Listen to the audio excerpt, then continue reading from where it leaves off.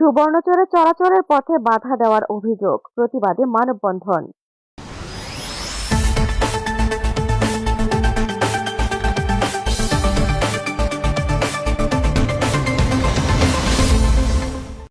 ST Bangla TV, Noakhali থেকে আহসান হাবিবের পাঠানো তথ্য ও ভিডিও চিত্রে বিস্তারিত।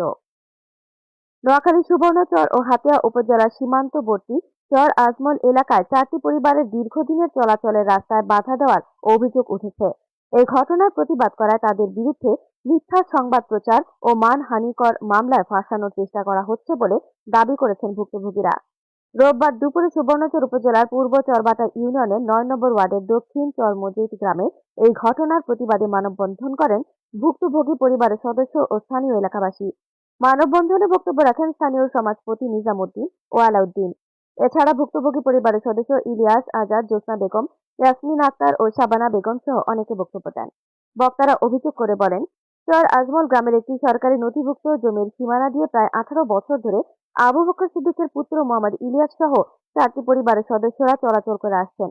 তবে রাস্তাটি দীর্ঘদিন অনুপযোগী থাকায় বিশেষ করে বর্ষা মৌসুমে শিশুদের বুক সমান পানি পেরিয়ে বিদ্যালয়ে যেতে হয় এবং পরিবারগুলোকে চরম দুর্ভোগ পোহাতে হয়।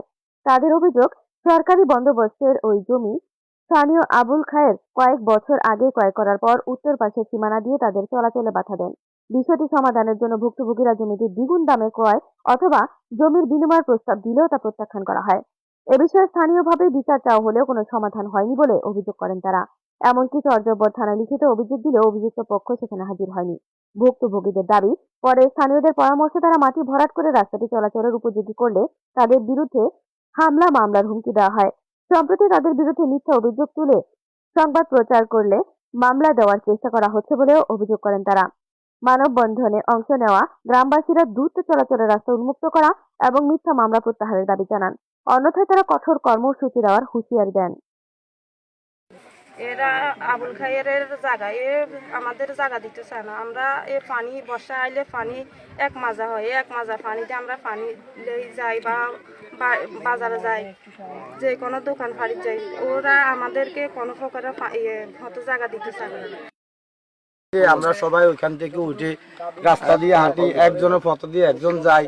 এইভাবের উপর ওনার যে জায়গাটা আছে, ওনার যে হাঁটার একটা পথ আছে, আমরা সমাজ পর্যায়ে বসি বললাম যে জায়গাটা উপযুক্ত দাম যেটা এটা আমরা দিয়ে দেবো, কিন্তু ওরা এটা মানে নাই। পরবর্তী আমরা সমাজ সিদ্ধান্ত নিয়ে আমরা ওনার গাড়াটা বাঁধিয়ে দিছি। এখন ওনারা ওনাদেরকে ইলিয়াসে নিয়ে যা একটা ইয়ে করতেছে, মানববন্ধন এটা মিথ্যা প্রচার যেভাবে শুরু করতেছে, এটা কিন্তু আসলে আমাদের সমাজ পর্যায়ে আমরা কেউ জানি না।